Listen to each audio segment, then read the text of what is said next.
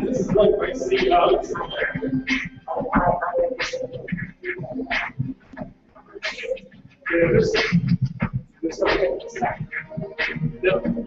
Standing remotely, Bill. Standing remotely. It's like the baseball stadium. You move everybody down to the camera.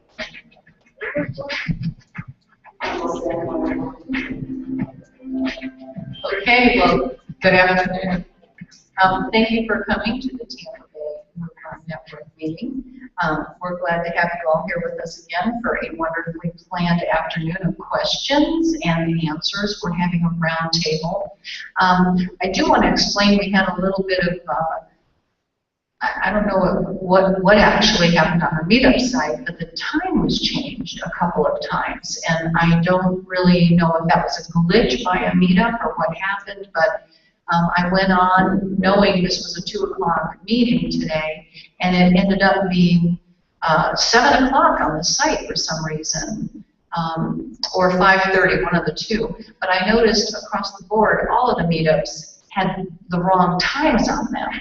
And so, of course, I panicked, and then I got my pencil and paper out and started calling all the libraries to see what had gone on or what changes had been made. Everything was fine with the library, so it wasn't Morgan that had done it, it wasn't me that had done it, so obviously it was a glitch. And we went ahead and changed it, but we may have a smaller turnout today because that was quite confusing. So some people may be coming here for a 5:30 meeting, but the library closes at 6 o'clock on a Saturday, so that won't be happening. So I just want to thank you all and for your patience and the new people that are here. Normally we are packed, and I don't know what happened today. So anyway, there'll be a dinner gathering after the meeting today, and we've decided we go to Yaya's because it's really, really difficult at Ho Folks on a Sunday. It's very busy with the church crowds that get out. So we'll go to Yaya's, which is just on US 19 and about 15th, I'm thinking. So 13th, 15th, it's on the west side of the street. And it's right at a light. So we usually all kind of go that way together. So in case anybody else comes later that you know that you think might be interested in wanting to join us, that's where we'll be today. Okay, I would like to also first thank and recognize Kevin Keel, who does so much with us, and to help with the production and getting us up on YouTube, getting us up on a lot of other things that we do, and EATV and Enigmatic Anomalies. Also, all of my MUFON field investigators around the state, and thank them for their hard work and dedication. It is hard work. We're all a volunteer army, so to speak, and with the MUFON organization, and we literally could not do what we do without the help of all of our field investigators. So I'm very grateful to everybody, and our new SSD, who is Bill Hamill, who has been a field investigator for quite a while. So we're really glad to have him aboard as well. So without any further ado, we'll get started. This is the Mutual UFO Network. This is Tampa Bay MUFON, and I'm your host, Terry Lane. Our state director in Florida is Morgan Bell, and I am your assistant state director. We're here for you. We want you to know that you've joined being a part of MUFON, an organization that really cares about you, and we want to connect with you and other like-minded individuals. We want to be here for support if you've had an abduction, if you had just a sighting, whatever it is. We're here, And it's non-judgmental. We want you to come and share your story with us. And maybe you're just skeptical and you've got questions. That's why we do our meetings, so that, you know, we can address all your questions. And the roundtable is the perfect place for it, which we'll be doing today. If you haven't joined us on our meetup site, this is it, www.meetup.com/Florida-MUFON.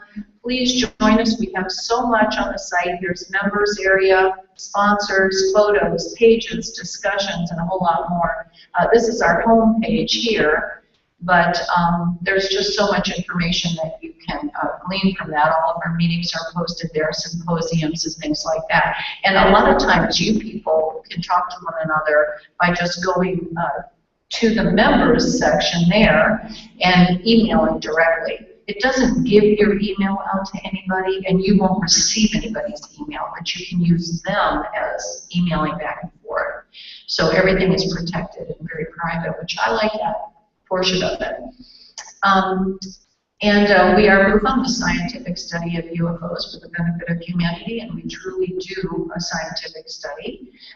When I joined MUFON back 2 years ago, we had 3 meetings in the state, and now we have many meetings in the state, and a couple of them we're going to be combining, actually. We are currently here at Tampa Bay, and we welcome you. We're glad that you're here with us. We've got a lot going on. This is the Newport Richie slide, Kevin. So this is actually... No, the rest, that's the only thing I didn't change. I'm sorry. Oh, okay, because we were having a roundtable discussion today, too. Okay. So anyway, what is MUFON to those of you who are here for the first time? We are the Mutual UFO Network. We're the largest UFO investigative organization in the world, and we add to our member base of over 4,000 members every day. We're represented in all 50 states, and we have also 40 countries. We have over 1,500 trained field investigators and over 50 PhD consultants in most disciplines. And what separates MUFON from other UFO organizations is that MUFON conducts scientific investigations of the UFO phenomenon, while others are just reporting agencies. And MUFON was established in 1969. We have a database of over 55,000 UFO reports compiled over the past 46 years.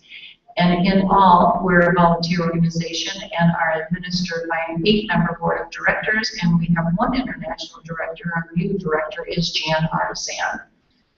We are the real X-Files. MUFON is on the cutting edge of UFO investigations, and we've brought UFO investigating into the new millennium with our online UFO report forms and computerized data miniable case management system, known to those in MUFON as the CMS, along with our dedicated teams of trained and certified UFO field investigators. Right now, I understand that there are some upgrades, so my MUFON field investigators who may be listening via YouTube just need to know that we are updating it and changing it, and we've had some user issues, so be patient with us. We're doing all kinds of things, and it will be a much better program as soon as we get our glitches going here. We also have a strike team area research, which is known as the STAR team, and we go out for Category 3 rapid response. We deploy locally within the state of Florida, so this is why we do it. Any type of landings, any trauma, any abductions, any type of contact, we go out. Our STAR team manager for all of MUFON is Fletcher Gray, and in the state, I am a STAR team member along with Morgan Bell, and there's about 12 of us in total, and I think I'll get that slide and we'll update that as well. Some of our MUFON stats for the country, as you can see up here, the United States has had over 578 reported sightings, and that's just the reported sightings. You know, last night we were at the Newport Richie meeting, and there were so many people sharing all their stories, and I asked, did you report that? No. So if this is what's being reported, imagine what isn't being reported. There's a lot of UFO sightings out there. Also, monthly statistical report by state California has ranked for October 77 reports, Texas 48, Florida 33, and wherever you come from, because nobody's from Florida, right? We're all transplants. You can check out where yours is from. Oh, we have one Floridian. Oh my. Okay, and by shape, this is always very interesting to me. There's 211 spheres, and starlights is 138. And you can see as we go down the line there what we have. I have personally seen the fireball, the sphere, and the triangle. They're out there. Distance, which denotes a very close encounter here, under 100 feet, 67 people. That's life-changing for 67 people, that's for sure. And the 101 to 500 feet is 90. That's very high, actually. So, yeah, like I said, that'll change your life right now. So, noteworthy Florida sightings. Holmes Beach on 10/11/2013 was 4 bright red orange spheres. Thought they were meteors, but no trails. 5 minutes apart, same trajectory. What that usually is what is known within MUFON as the Chinese lantern. A lot of those go up. We did one last night at the Sky Watch that we had in Newport Richey, and I walked over to the Starbucks that was across the street and said, "Oh, look!" And 5 people that were sitting in there at a table out front actually said to me, "Oh, look, a UFO." And I said, "No, actually, we just set that up. That's not a UFO. That's a sky lantern." And it was really interesting because people needed to know the difference between a UFO and a sky lantern, although they are beautiful. They really are beautiful. And they look a little odd while they're floating away. They always go very slow with the wind and follow a steady trajectory. That's your first clue. They're beautiful, though. They really are. Fort Ogden had a large triangle craft with an arm-like thing off of it, and there's actually been a lot of those seen. Last year, I had a report that one was very close to hovering right near Tampa International Airport, and no matter how many calls I made to how many different places, no one could identify, excuse me, what that witness had seen, and here we have another one. So obviously there's a craft out there that has some type of extension off of it. And in Lithia, somebody saw a boomerang-shaped vehicle with numerous gray lights, all the same colors, flying under the cloud cover. That's interesting. That case was filed as an unknown aerial vehicle. We don't know what that was.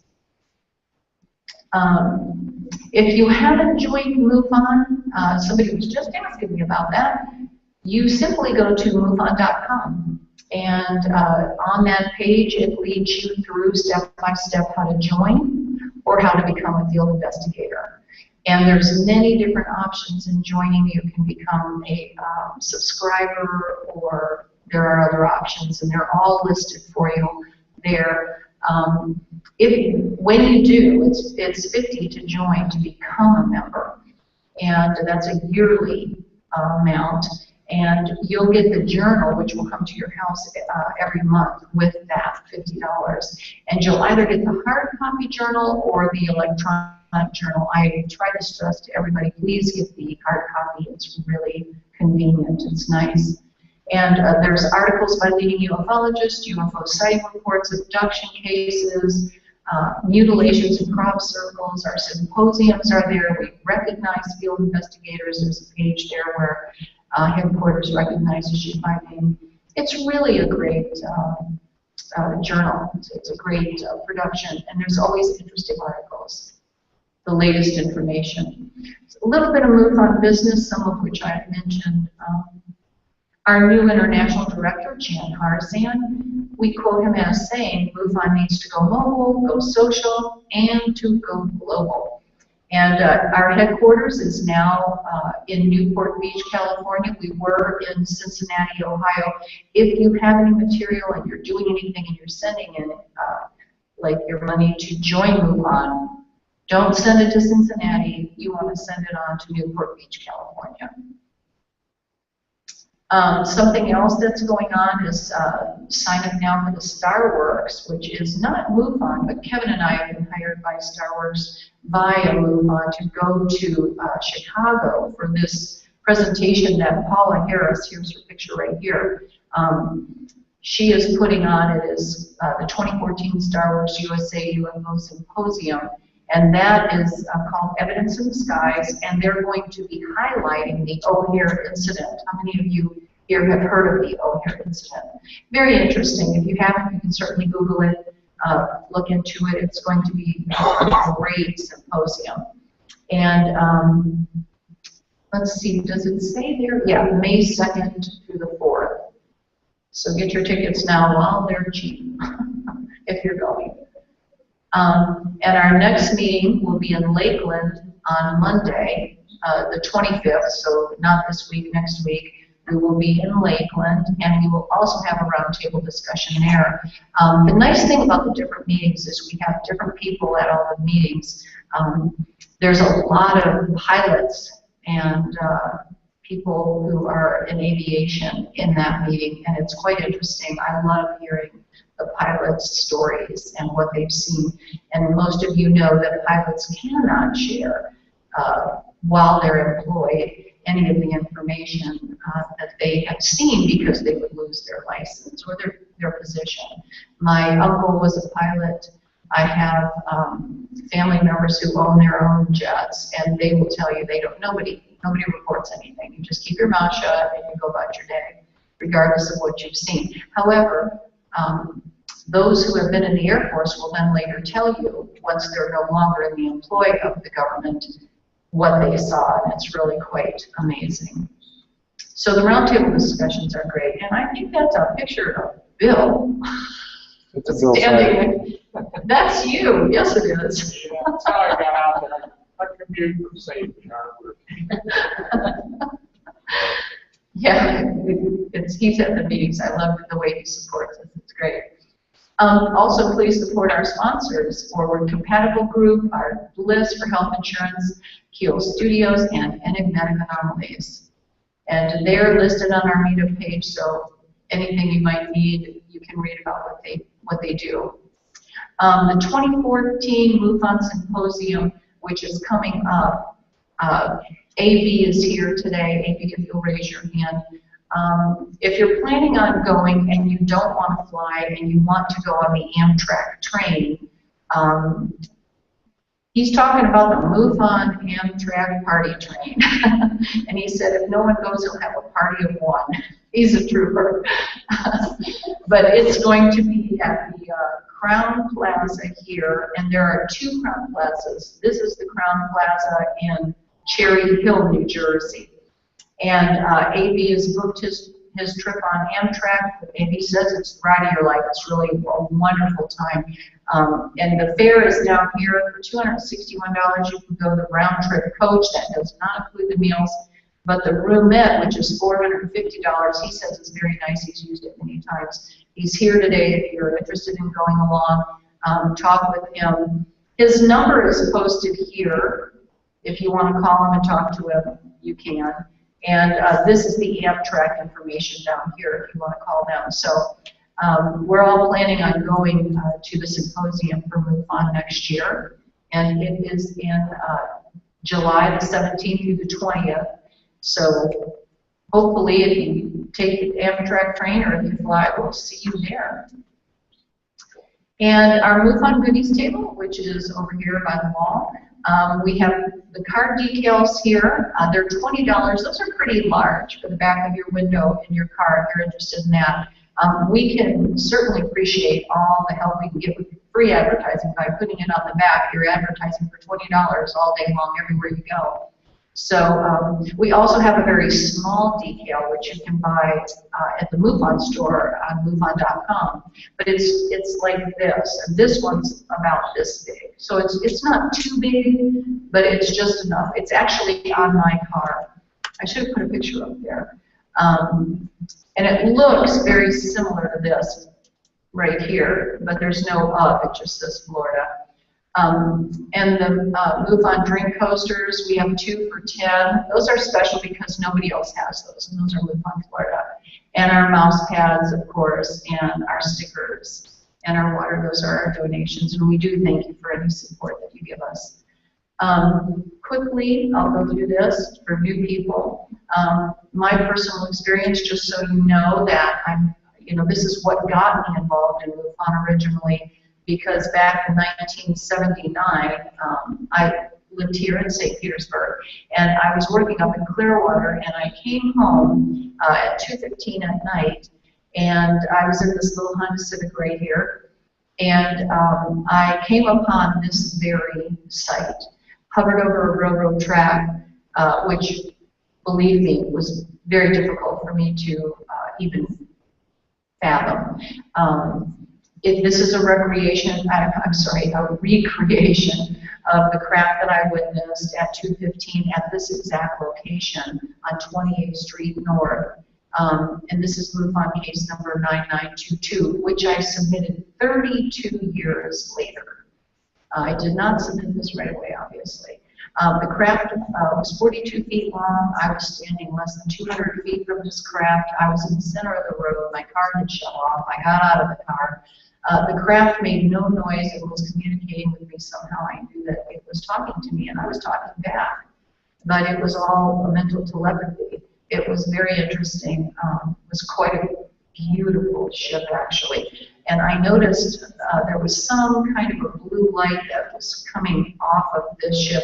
There was a blue light actually running right along the base here, and then all of a sudden it was over here. I don't know how that happened, but it did. And there was actually an entity in that light that I saw, which was mind-boggling for me because I didn't believe in any of that. So this is a depiction of the light that appeared off the ship and moved towards me, causing me to experience missing time. And I didn't even know what missing time at the time was. So I didn't know I was having missing time till years later, 32 years later. The craft, when I came back to the car, the craft instantly flipped 90 degrees and remained that way for several minutes. I have no idea how long it was that way, but that was quite the sight to see, let me tell you. It really was quite the sight to see. And then just the craft shot up into the sky and came to a complete stop. And then, it's like that wasn't enough. Then this fireball shot out from the belly right there of the craft. It just came out. And it was actually vibrating next to the craft. And so now instead of having one thing up there, there's 2 things up there, and I really didn't know what to think. You know, I wasn't really afraid, but I was concerned that, you know, that fireball was going to come back at me or something. I really didn't know. But they both sped off to the west, which this would have been towards the Gulf, because I'm looking due south here. And they both sped off at an incredible rate of speed. It was so fast, I didn't even really see it. You know what I mean? It was like they were there, and then poof, they were gone. It was just amazing. So you're not alone. You're here amongst friends, the like-minded. You can share your story with me without any judgment. I understand my story's got to sound absolutely like crazy to you if you've never had an experience. So you're here to share with us, and we're here for you. We're here to learn, and our experiences equal our knowledge. A lot of people believe that they are part of starseed and hybrids. Maybe this is you, maybe you think this has happened, maybe you have proof that this has happened. If you do, I want to talk to you definitely. Or maybe someone you know. I do believe that there are hybrids among us, absolutely. Read enough and met enough people to talk to enough people. I think we might all have a little bit of some of that in us, actually. So I'd love to talk to you about that. Please support your local MUFON chapter. We have a little basket. Maybe AB, would you pass our little basket? It's on the end of the table for me. Thank you, sir. Appreciate your help. We are all volunteers, so we are very grateful for whatever you can give us. And I want to talk a little bit about today's presentation. maybe you've never done a roundtable before, but what we do in a roundtable is just simply share and talk about the different experiences that we've had. I don't want you thinking that if you haven't seen something equal to what I've seen, that your story isn't valid, you know. But in the roundtable, I know there's a few of us here that have definitely had experiences, even beyond mine. So what I want to do is make sure that our chairs are looking focused so that we're looking at each other, not the back of anybody's head. So that's why we kind of call it a round table. But if we could just get closer, turn these chairs towards one another, we can start that section of our MUFON meeting. We do not put that up on Skype. That is private. We don't share anything personal in meetings. So those who have joined us via YouTube, we're so grateful that you have, but this is the private part of our meeting, so we'll say goodbye and hopefully you'll join us for the Lakeland meeting. And thank you for joining in. And again, there was a shout out to Vincent. I don't know if he heard the earlier shout out. He told me he was driving, so I'm hoping that you enjoyed joining us. Thank you. So we'll go ahead now and turn our chairs to the round table. Oh, you want to turn that up? Oh, don't turn it on? I thought you were speaking. Do you want me to bring this down? With me? There's not enough people.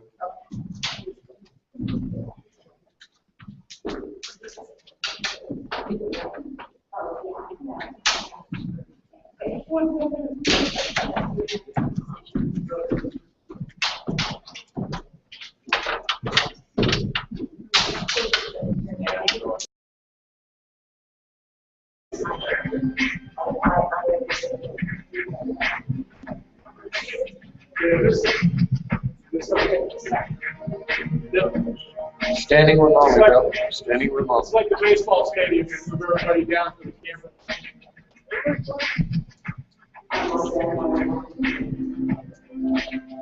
Okay, well, good afternoon.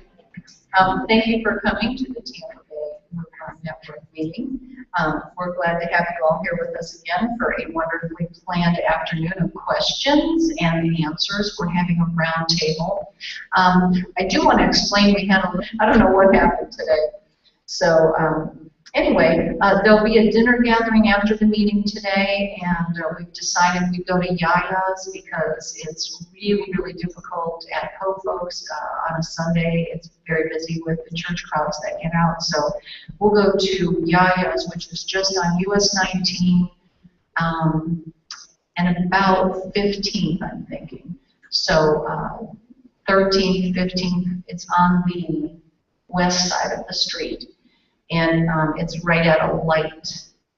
So we usually all kind of go that way for what changes have been made. Everything was fine with the library, so it wasn't Morgan that had done it, it wasn't me that had done it, so obviously it was a glitch. And we went ahead and changed it, but we may have a smaller turnout today because that was quite confusing. So some people may be coming here for a 5:30 meeting, but the library closes at 6 o'clock on a Saturday, so that won't be happening. So I just want to thank you all and for your patience and the new people that are here. Normally we are packed, and